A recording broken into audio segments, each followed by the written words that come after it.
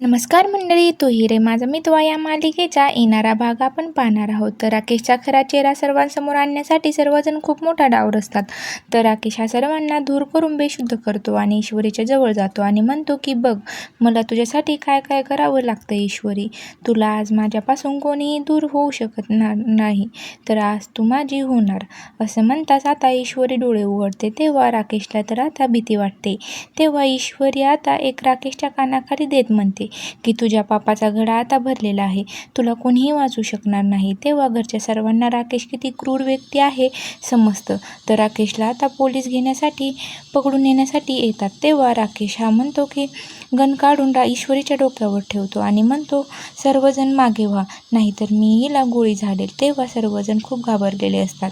तर राकेश म्हणतो की काय रे चिंटुकल्या, राकेशला पकडणं एवढं सोपं नाही. तुम्ही मला पकडायला आलात तर मी माझ्या अगोदर ढगात हिला पाठवून देईल. तर सर्वांना आता खूप मोठा धक्का बसतो. तर समोर येणाऱ्या भागात काय पाहायला मिळणार हे पाहणं खूपच रंजक ठरणार आहे.